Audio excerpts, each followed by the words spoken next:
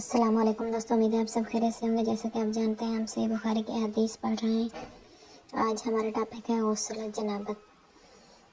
کیا جب بھی اپنے ہاتھوں کو دھونے سے پہلے برتن میں ڈال سکتا ہے جبکہ جنابت کے سوا ہاتھ میں کوئی گندگی نہیں لگی ہوئی؟ ابن عمر اور برا بن عازب نے ہاتھ دھونے سے پہلے غسل کے پانی میں اپنا ہاتھ ڈالا تھا، اور ابن عمر اور ابن عباس رضی اللہ تعالیٰ عنہ اس پانی سے غسل میں کوئی مذائقہ نہیں سمجھتے تھے جس میں غسل جنابت کا پانی ٹپک کر گر گیا ہو۔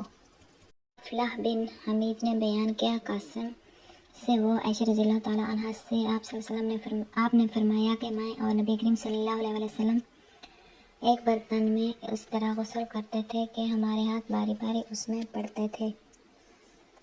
حدیث نمبر 262۔ ہم سے مسدد نے بیان کیا، انہوں نے کہا ہم سے حماد نے ہشام کے واسطے سے بیان کیا، وہ اپنے والد سے، وہ عائشہ رضی اللہ تعالیٰ عنہ سے آپ نے فرمایا کہ جب رسول اللہ صلی اللہ علیہ وسلم غسل کرتے تھے، غسل جنابت فرماتے تو پہلے اپنا ہاتھ دھوتے۔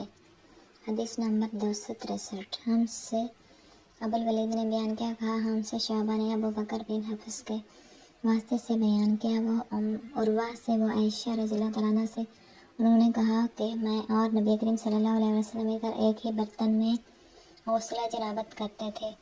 اور شعبہ نے عبد الرحمن بن قاسم سے، انہوں نے اپنے والد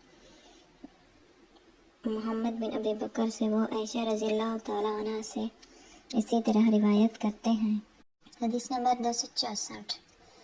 ہم سے ابو الولید نے بیان کیا، انہوں نے کہا ہم سے شعبہ نے عبداللہ بن جبیر سے، انہوں نے کہا کہ میں نے انس بن مالک سے سنا کہ نبی کریم صلی اللہ علیہ وسلم اور آپ کی کوئی زوجہ مطہرہ ایک برتن میں غسل کرتے تھے۔ اس حدیث میں مسلم بن ابراہیم اور وہب بن جریر کی روایت میں شعبہ سے من الجنابہ کا لفظ زیادہ ہے۔ یہ جنابت کا غسل ہوتا تھا۔ آج کی ہماری ویڈیو یہاں پر ختم ہوتی ہے۔ اگر ویڈیو پسند آئی تو لائک کریں، چینل پر نئے ہیں تو چینل کو سبسکرائب کر دیں تاکہ اسلامی کتابوں کی تمام ویڈیوز آپ تک پہنچتی رہیں۔ ہم اپنے اگلی ویڈیو کے ساتھ پھر آپ کی خدمت میں حاضر ہوں گے، تب تک کے لیے اللہ نگہبان۔